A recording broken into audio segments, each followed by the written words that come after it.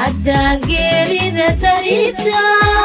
haddaan ubadka uga hesho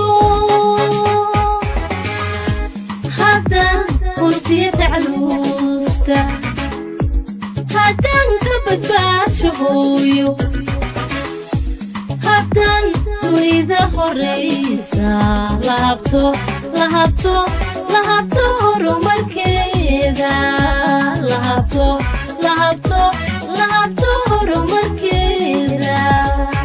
سعادة وزير وكسور وين نمر خورة وكايا مهد علينا وكايا مهد علينا إمانتك سوتش جيبتي ووحي ده شغالة غرنكا الدولة ده إنه وضحينا دمانتين إسحاق ورئيسي إسلا صعد وربحين لك عليها له maxaa loo gudbiyaa ummadda oo la yiraahdo waxaasaan u qabanay waxaasaan u maraynaa halkaasaan u wadnaa halkaas waa noo dhimatay buu ku saabsan yahay imaatikan iyo yeeritaan qaraan ku yeernay waxay la tahay wixii waxqabada wixii qorshe ah inagoo dawladda aan u gudbi karno ummadda ay leedahay halkaas wax ma marayaan hadalladu waa iska badan yihiin oo caafimaadku وواح قف والبا سامين كله قف والبنا كومنت بكسارية قولي هو عينك عافمد مجرو من دوح لي وروا خير بني آدمك يكردو ناشيسة مركا حبايا نقول يراني كسلو ساعات وسيف بهاد نو شيء يسوي حددك وشيء يسوي دمانتي كان حوار رئيسي oo ku saabsan xaaladda guud ee dalka adeegyada caafimaadka wixii noo qabsoomay sanadkiina soo dhaafay iyo qorshaha sanadka 2020 de kulli waxa muujinaysaa arintaasi in waxa weeye dawladnimadu ay u baahan tahay dhinac walba laga istaago ama ha noqoto sharci dejinta ama ha noqoto fulinta ama ha noqoto cidii kale ku leh mas'uuliyad amaba la jecel ay ka hayso arrin soo dhaweynayno run ahaantii marka si guud u eegto dalkeenu meeshu ka soo bilaabmay dhammaan adeegyada caafimaadka ugu horeeyo waa la garan karaa 1990kii maanta halku joogo waa la garan karaa haddii marka farqiga la eego wax badan baynu qabsanay laakiin hadda marka loo eego halkii ay ahayd inaynu gaadhno oo la barbar dhigo ama inaga hiigsigeeni ama qaramada kale ee la mid halka ay gaadheen wax laga yaabo wax keenay inaynu suureysano hore aynu u socono oo aynu isqiimeeyno oo aynu xaalowaan anagu hadda wasaaradda caafimaad nahay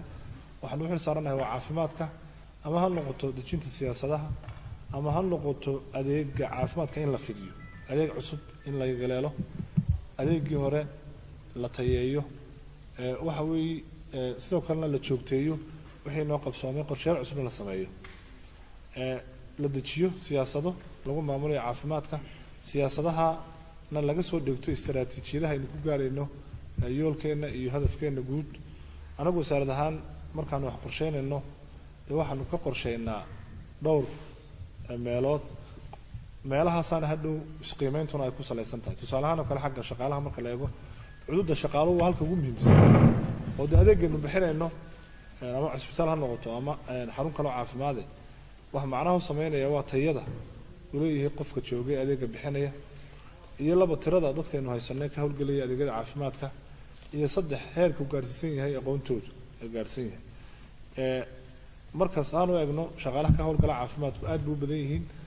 labo qaybood oo qaybsan qolo ku jirta payrollka dawladda oo waxa weeye inagu mushaaraynu siino iyo qolyo kale oo inta badan aan ku jirno laakiin de mashaariicda kale ee wasaaradda caafimaadku ay wado deeq bixiyaashu naga caawiyaan aynu wax ka siino oo ka hawlgala hadda eegtana oo isku dhow yihiin ilaa 3500 qof wax ku dhowba ayaa inagula jooga dad muxuu ahaa aan ahayn dad ku jira payrollka laakiin siyaabo kale inagula shaqeeya arrintaasi marka looga baxo oo shaqaalaha caafimaadka dhamaantood ay isku daynayaan inay soo galino hay'adaha dawladnimada amaba inay soo galaan shaqaale rasmi noqdaan sanadkii hore kale waxa la shaqaaleysiinay 402 qof oo mar ah iyo 117 qof oo dhamaadkii sanadka ahaa iyo wadogtiino shaqo qaran lafteedina imiga waxa waajib laga dhigay in dadka soo mara tababarkaasi ay noqdaan dadka shaqaalaha dawladda galay halka lafteeda waxa naga soo beegmay dad ah 293 qof oo 40 ka mid yihiin markii dambe mashruucii warshadii sifaynta petroolka la xayisiiyay ay dib nooga noqdeen marka taa macnaheedu dad ilaa 800 qof ku dhow ayaan sanadkii hore kaliya wasaaradda caafimaadku ay shaqaalaha rasmiga ku soo dartay sanadkan anagu waxa la mid ah wasaaradaha kale oo wax shaqaale cusub oo ilaa imiga qorsheysan ma jiro laakiin waxa qorsheysan in shaqaalaha caafimaadka ama shaqaalaha wasaaradaha kale ay ka yimaadaan maxaa la yiraahdaa mashruuca shaqo qaranta dadka aanu ka hadlayno waxaan u qaybinay gobolada waxaan u qaybinay degmooyinka waxaan u qaybinay xarumaha caafimaadka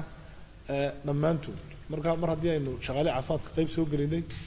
waxay noqonaysaa inaynu marka qorshaha imiga lagu daro sidii loo tababari lahaa sidii loo tayeyn lahaa iyo sidii ay qayb laxaad looga qaadan lahaayeen inay hawlaha ka socda ee wasaaradda caafimaadka marka waxaanu aaminsanahay inaanu tallaabo dhinaca wanaagsan u qaadnay qodobka labaad la xiriira dhanka markuu laga hadlayo maxaa lahahdaa dadka waxa weeye waa inaynu hubinno in dadka soo gelaya nidaamka caafimaadku ay yihiin dad tayo leh oo ka soo baxaya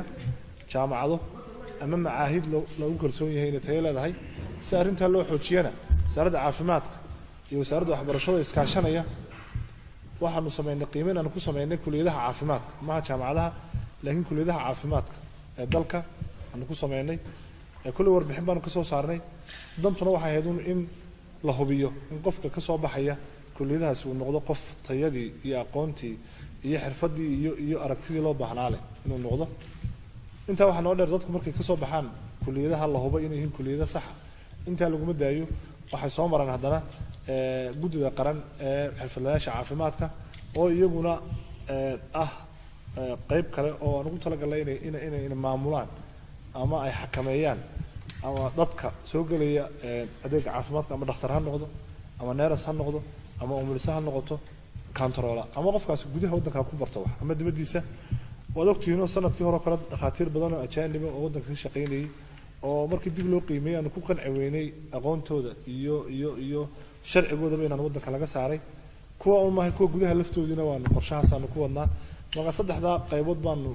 in wixii shaqaale nala joogay aynu isku dayna in nidaamka lasoo geliyo kuwa tababarka ku jira soo socda in tayadooda laga shaqeeyo kuwa waddanka dibadiisa ka yimaadana in la xadido ama la xoojiyo in la hubiyo inay yihiin tayadii la hubeyn lahayn saddexdaa markaa aag ayaanu dagaalka kaga jirnaa marka laga hadlay xagga dadka laakiin waxaanu qiraynaa in badan oo ka mida muxuu ahaa iisoo sheeg baahidii xagga shaqaaluhu weli aan halkii la doonay aanan gaadhin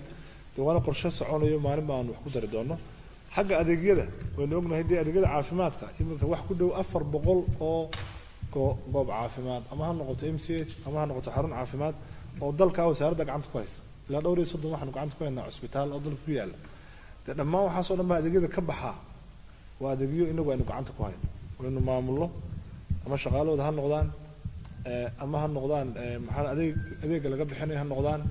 amaba inagu dee dowladahan xataa leenahayba muxuu ahaa dhismaha iyo adeega ka baxaya shaqaalihiisa baa leenahay arrintaa lafteedu wax sahlan ma aha adeegyadaas laba u kala baxaan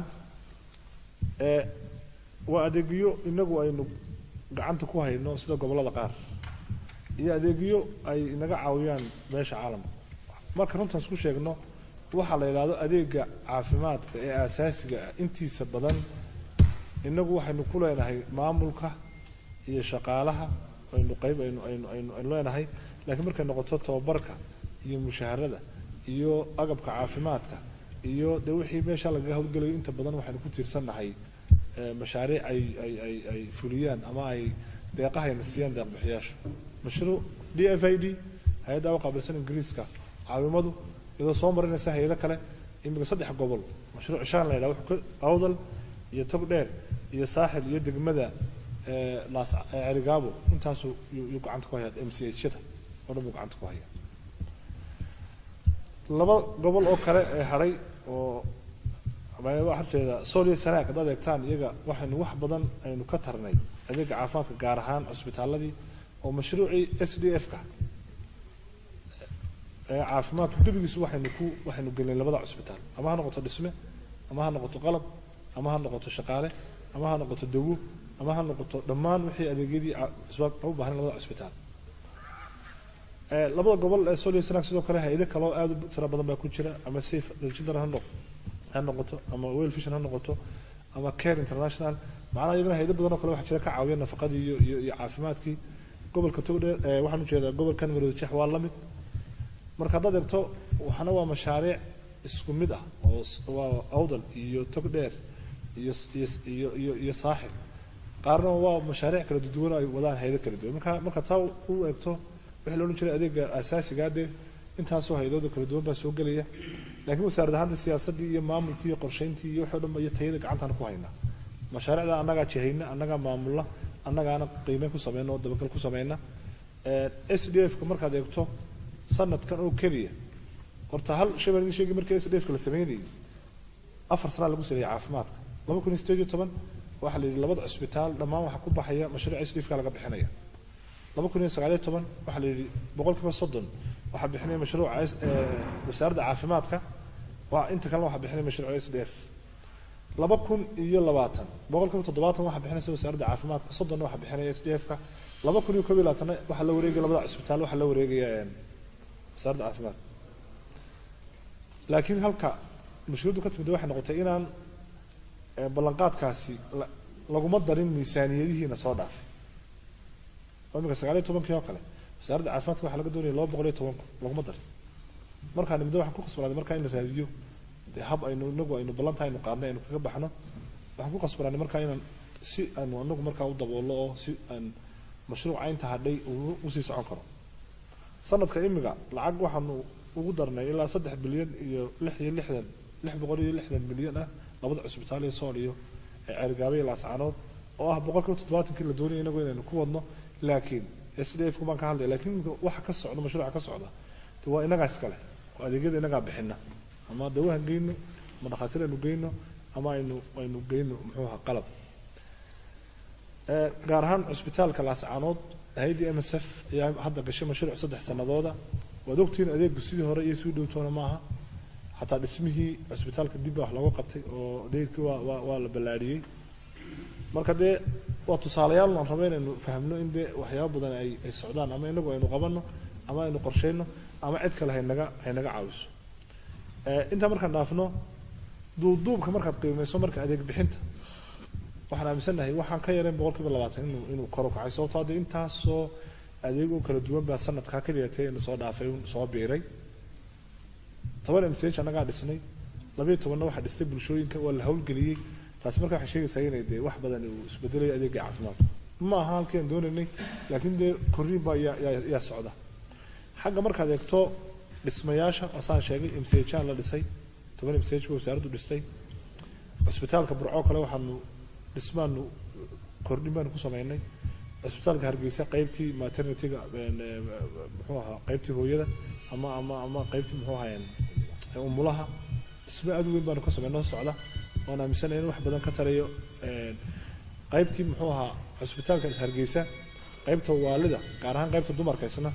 دي بديس ما نكوسا مايني حرمت اللفتي ده واحد نكوسا مايني دي وهاجا تشينيو يعني نكوسا مايني سان شيء دي هيدا كلام ما يلا كلا يحقق بقبتين أرمها مركز نوصل الله مركز كان هذا اسمه دوا ما لها أباهن إنه قعان علص إنه قبهين ميسانة السنة كا hore tan markaan eegno waa isku labadiiba isku furaya tii hore tan imiga lafteedu waxa lagu jira qorshaha inaan 10 MCH dhisno iyo 3 health center oo weyn oo marka hore ugu tala galay in laga dhiso Hargeysa laakiin laba markii dib u soo martay miisaaniyadu halkan mid kamid ah oo hal la geeyo si ciidamada qaranka halka jooga culays badan baa ku dhaca mararka qaar halka hal la geeyo cisbitaalka guud ee Hargeysa wada ogtihiin oo de mar hore la dhisay korriinka dadka iyo adeega caafimaadka baahidiisuna aad buu isku bedelay lama jaan qaaday marka isbedelka socday waanu ka haray taas marka waxa keentay inaan koob maxaan sameeynaa horta culayska aanu ka yareyno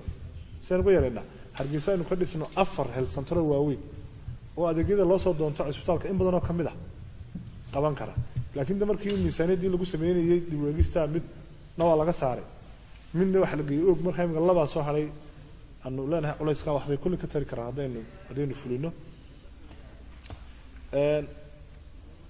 لنا اسمها مركز إنتان وحكروا ده لو بهلان لها إن إسبيتال كهرباء مالها وحوين اسبيتال كوي مالها haddaynu mashruuc weyn loo helo imika san uu yaalo imika wuxuu noqdun qobtal maalinba wixii la helo meel baa lagu ayaa lagu meelanaya taa lafteedana qorshaanu samaynay naqshad baa la sameeyey aad u ballaaran oo weyn laakiin dee in fundingkeedii iyo wixii ku baxay la raadiyo taana waan ku jirnaa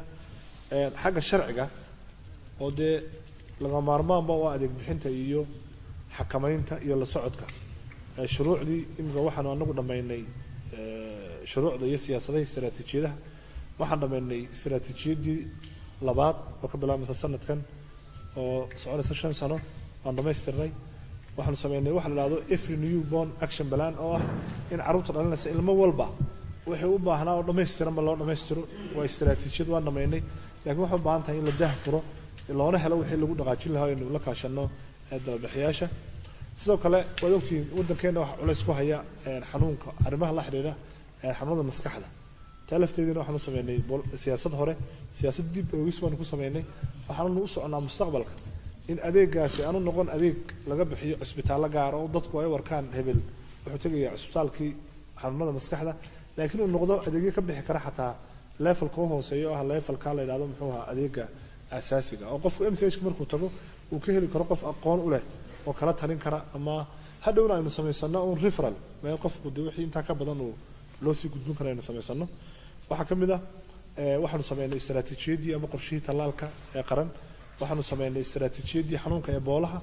oo dee waa muhiim inaynu la socono ilaan waxaanu ka mid nahay adduunyadii isku socodkaa badan imikana waynagaa dee free zone bilownay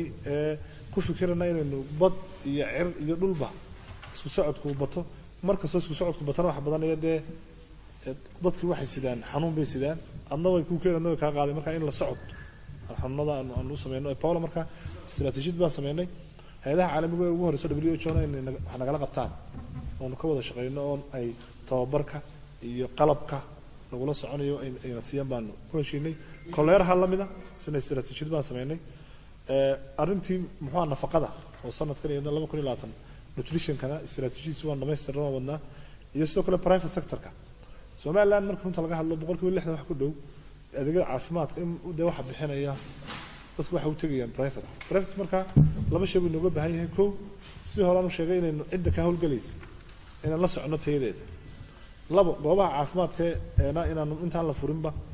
aanu siino ogolaanshaha intaan la siino la qiimeeyo goobtan caafimaadku qalabkeeda iyo meesha ku taalo iyo cidda ka hawlgalaysa iyo adeegyada bixinayso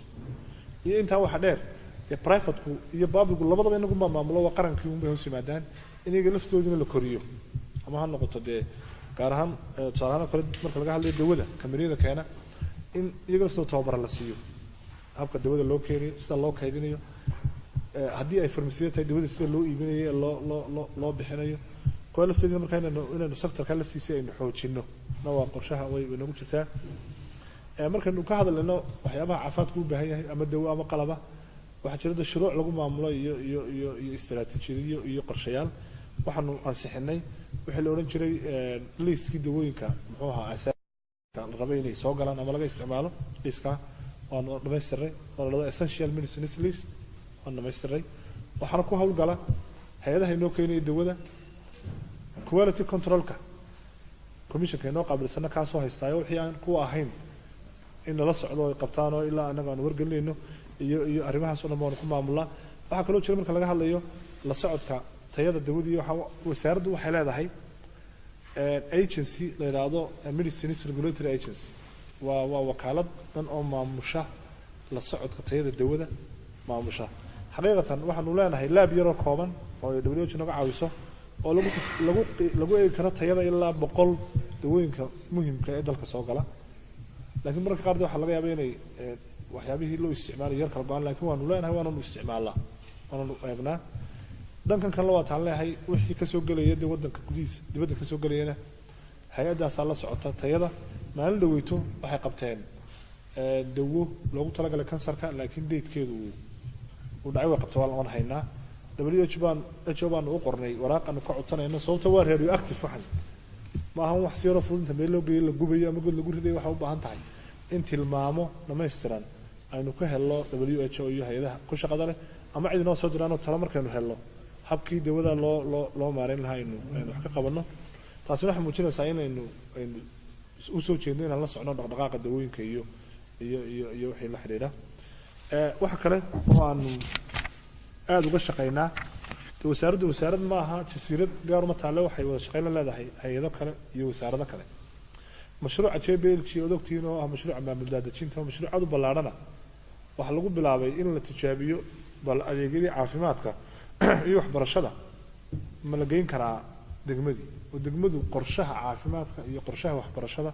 ee heer degmo inta ka soo bilowdo tuulooyinka iyo bulshooyinka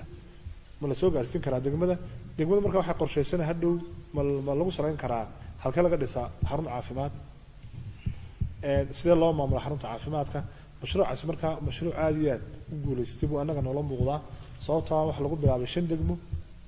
oo ahayd Boorama iyo Gabiley Hargeysa Berber iyo Burco dhawaan baan ka soo noqonay kormeerkii oo champion office uu hogaaminaya madaxweyne ku-xigeenku markaan qiimeynay waxaan ogaanay in degmooyinkaasi ay MCHdii ku yaalay intooda badan ay gacanta ku hayaan nadaafadda oo biyaha iyo inay bixiyaan kharashka leydhka iyo shaqaalaha hoosaadka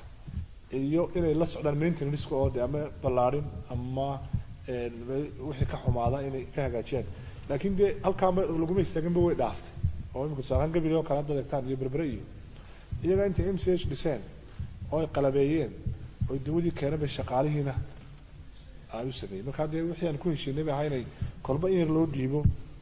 hawlihii ka soconayay adeeg caafimaadka oo idaafiimo meel fiican bay ay gaareen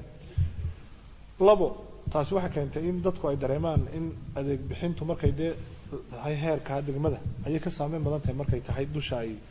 ay ka imanayso marka in la abuuro kow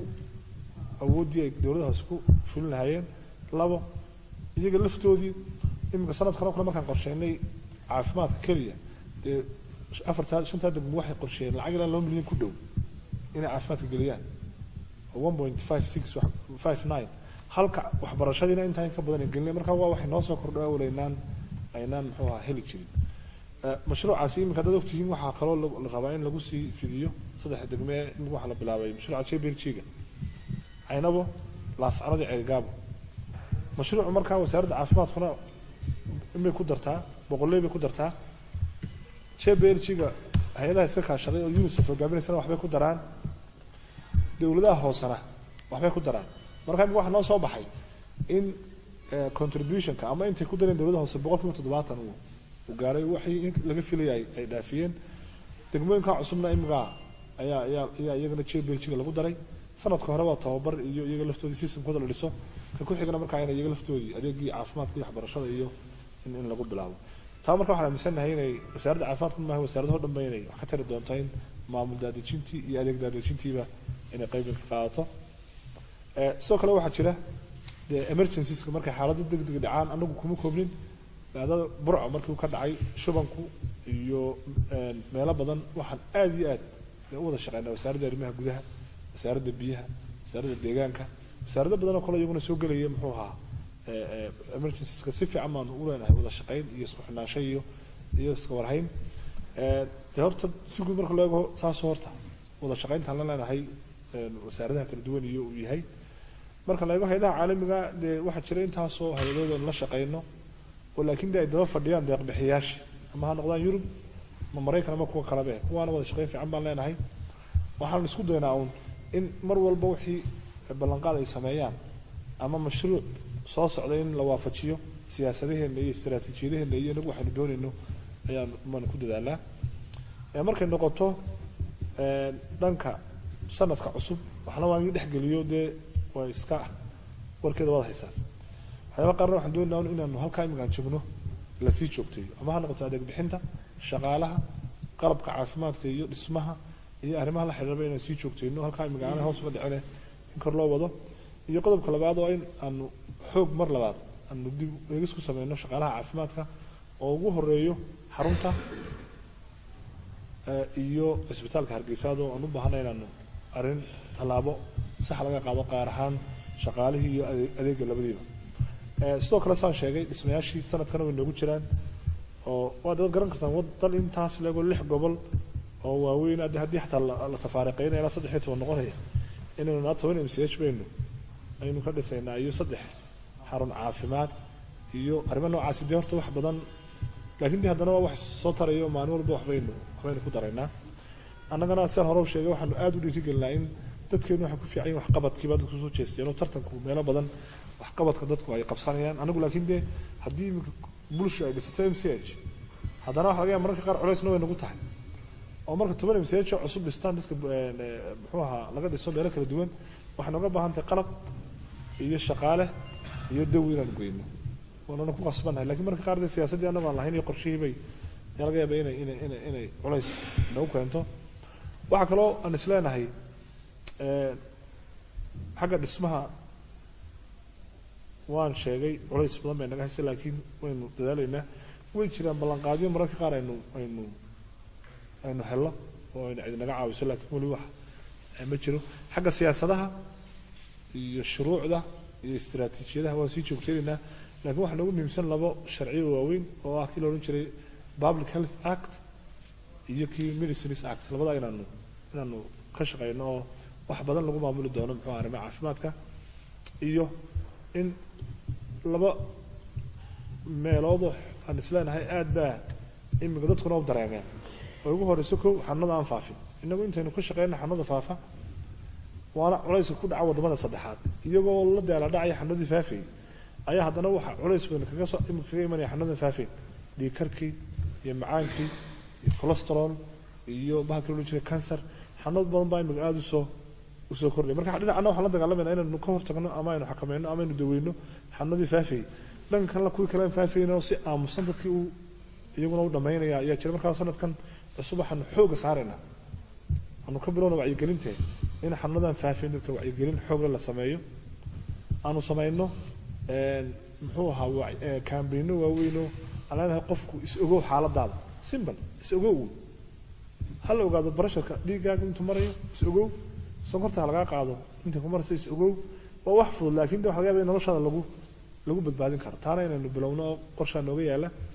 iyo arrinta ah xanuunada ku dhacaya muxuu ahaayeen la xiriira maskaxda oo dee waxyaabo badan ay keeni karaan habdhaqanka qofka afka kama dhowre jaadka muxuu ahaa dadku cunayaan u keeni karo dad duruufaha dhaqaale ee nagu xeeran iyo mustaqbalka dadku ka fikirayaan ay keeni karto iyo mararka qaar kuwa laftooda inaynu u yeelano muxuu ahaa aanu la xoojiyo oo la joogteeyo iyo inaan sanadka cusbitaalada dalka oo dhanba aan xooga saarno in la tayeeyo muxuu ahaa adeeg bixintooda ugu horey cusbitaalka loo agaasimaha uga bixi doonaa iyo dee saddexdaa leefal baan u qaybinaa waxna waa caafimaadka asaasiga midna waa caafimaadka heerka labaad oo cusbitaalada ka saddexaadna waa takhasuska oo imanu keliya aynu ka bilownay wixii la odhan jiray keliyuhu baynu bixinaa wax takhasusaad noocaasa burco waynan ka bilownay sanadkana inaynu booramna ka bilowno qorshe way noogu jirtaa miisaanadii waxbaa noogu jira inaynu booramna ka bilowno insha allahu tacaala oo dee dad badan oo ka imanaya boorama laga yaaba inay u imanayaan cusbitaalkii guud culays baa qofkii culays dhaqaale socod in markaa saddexdaa xarumood waaweyn aan xoojino dialysiska laakiin dee hadhow wadnihii iyo lafihii iyo xanuunadii hadhow takhasuskaasina u garab socdo oo aynu joogtayno intaa waxaa ugu dambeeya haddaad arkayseen arbacadii iyo khamiistii waxaa lala joogay wafdi ka socda WHO saddexda heera kala duwan Geneva level oo halka u sareysa xaruntooda iyo EMRA oo xafiiska maamula Mediterranean wixii ka soo xiga bariga wadamada Carabta iyo inagu aan ku wada jirno iyo xafiiskeena saddexdaas iyo aad arkayseen inay joogeen waxa laga hadlayay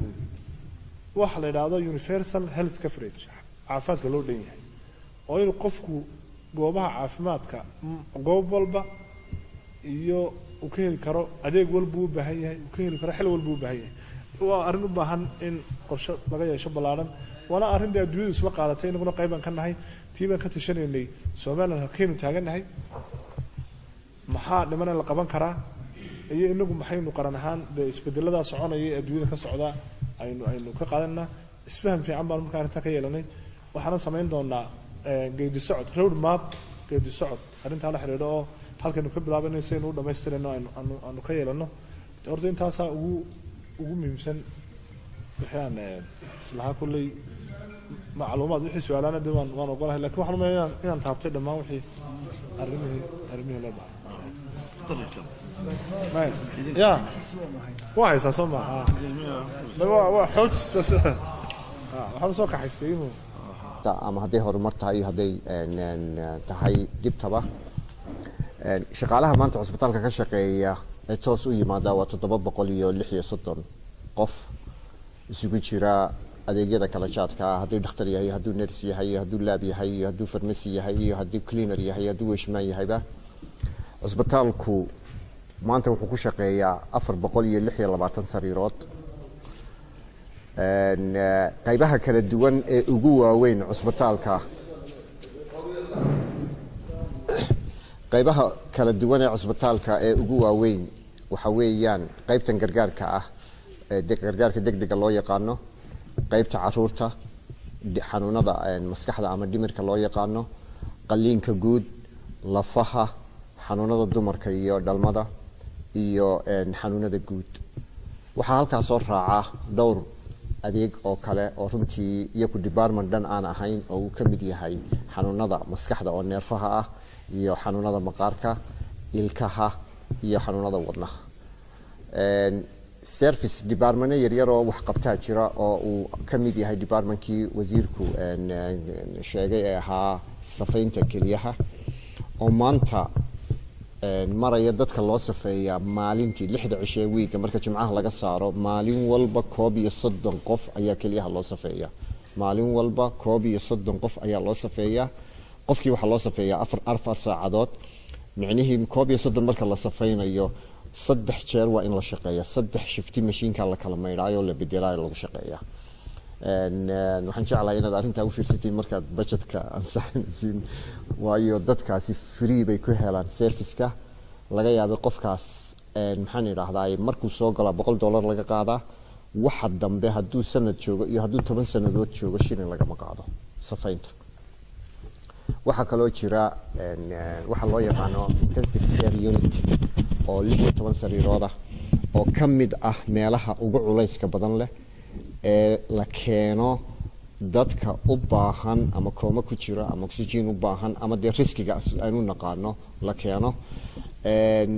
waana meesha marka barafidada laga soo bedelo loo keeno ee cusbitaalka runtii gurmadka u ah maxaynaada magaalada Hargeysa oo dhan oo marmar dalkaaba u ah taasi waa adeegyadii waxa soo raacaya adeegyadaas oo kala caawinaya qaliimadii oo meeshii tiyaatarka waxa soo caawinaya x-ray-gii iyo CT scan-kii waxa caawinaya shaybaadhkii baa caawinaya kuwaasina waa waxa jira dhinaca dhismaha wasiirku wuxuu sheegay in 2 dhismo cusub imika socdaan runtii iyo mid saddexaad oo hay-ad dhisayso oo ah 10 meel loogu talagalay 10 mashiin oo keliyaha ah marka meesha keliyaha iyo meesha dumarka iyo kan dhamaaday qaybta dhimirka dumarka oo imika dhamaaday dhinaca shaqaalaha haddaan tiradii baan sheegay ugu noqdo dib waxay tahay iminka waxqabadka ugu weyn ee u qorshaysan cusbitaal ahaan levelka iyaga iyo levelka wasaaradaba sidii wax looga qaban lahaa ama loo hubin lahaa shaqaaladaha skillkooda farsamadooda hadday aqoontooda tahay iyo hadday tahay skillkan kale yaqaanaanba si dib loogu noqon lahaa shahaadadu ay sitaan si maxaan idhaahdaa tayada cusbitaalka kor loogu qaado waxaynu ognahay bishii dhaweyd ee iminkayna dhaaftay ee December dadka cusbitaalku warqad u qoray ee Turkiga ugu qoray waa 1500 oo qof ayaa inaga qabtay Turkiga 1500 lacag bay nagala tageen waxa loo soo qabtana waynu wada garanaynaa sida daraadeed si loo tayeeyo cusbitaalka waa in shaqaalaha laga bilaabay tayadii shaqaalaha maxay idhaahdaa la hubiyaa wasiirka waxaan u maleynayaa 2 wiig ee ugu dambeysay way ka badnayd ilaa 7-8 jeer inaanu kulannay oo waliba shalay ugu dambeysay uu gelinkii dambe oo dhan xafiiskayga joogay iyadoo inta la qorsheynayo lagana hadlayo dhaqdhaqaaqa ama habka loo gelayo hawsha iminka waxaan ku jirnay ilaa 3 wiig baan hawsha ku jirnay gudidii igu soo ziyaaratay xafiiskayga kowdii bishii January waxaan maleynayaa arrintaana waan u sheegay in iminka wasaaradii iyo cusbitaalkuba ay dhinac u wada dhaqaaqeen iyagoo u jeeda tayeyntii shaqada oo dhan marka tayeynta shaqada mashiinku uguma horeeyo waxa ugu horeeya in la hubiyo lana tayeeyo qofka shaqaalaha waayo qofka shaqaalaha marna wuxuu u baahan yahay in la hubiyo marna wuxuu u baahan yahay in kor loo qaado aqoontiisa haddaan dib shaqaalaha ugu noqdo maanta cusbitaalku 9 dhakhtar oo specialization qaadanaya oo Ethiopia ku maqan oo shaqaalihii cusbitaalka ah ayuu bil walba biilka ka bixiya si ay ugu soo noqdaan 4 sanadood ama 3 sanadood hadba midba intuu yahay oo ay uga adeeg galaan wasiirka waxaan ku heshiinay in loo sameeyo contract national level ah wasaaraduna saxeexdo agaasimaha guud saxeexo qofkaasi hadduu soo noqdo oo booskiisa xitaa ay dhacdo inaan cusbitaalka looga baahnayn ilaa hanti baa gashay umadu leedahay in loo diran karo gobol ama degmo meel allaale meeshii wasaaraddu u igmato sanadkanna iminka kuwa kala la diraya waxa kale oo cusbitaalka ka socda 3 program oo postgraduate ah baa iminka socda waxa socda master degree lagu tababarayo qolada qalliinka oo Turkiga qola Turki ay maamusho iyo jaamacadda Hargeysa waxa socda qayb wadnaha oo cardiology-ga ah oo lagu tababaro dhakhaatiirtaas cusbitaalka Hargeysa kaliya ma aha dalkoo dhan bay ka yimaadaan waxa jira qolo psychiatriga ah iyo la yiraahdo neuropsychiatry oo isna cusbitaalka Hargeysa lagu tababaro saddexda tababarba jaamacadda Hargeysa leh cusbitaalkana waa lagu tababaraa taasi waxay keenaysaa in tusaale ay u noqoto sidii shaqaalaha tayadoodii waxa runtii waqti bay qaadanaysaa inta waxaan ay meel dhalinayaan laakiin se waxa weeyaan dhaqaaq loo dhaqaaqay dhinacii tayeynta dhinacii qalabka iminka qalab badan baa cusbitaalka u soo socda aan filayo inuu dhawaan yimaado kaliyaha mashiina u soo socda waxa soo socda machine digital x-ray ah oo cusbitaalka ah ultrasounds baa soo socda iyo mashiinkii ugu weynaa oo aan iminka dalbanay oo oxygen-ta ah oo dib weyn baa cusbitaalka runtii taala mashiinkii hore wuxuu noqday gabaabsi waan sheegay gudida maalinta warbixinta waan ugu daray aad buu gabaabsi u yahay sida daraadeed mashiin weyn ayuu madaxweynuhu ku deeqay mashiinkii waanu dalbanay insha Allah waxay qaadanaysaa un waqtiga uu iman doono Allahu a'lam laakiin waa mashiin la dalbay mashiinkaasina waxaan u maleynayaa intii hore waad iga hayso su'aaluhum baa ballaadan horumarkeeda leh nuxur leh oo wanaagsan ayuu ina siiyey waa ku mahadsan yihiin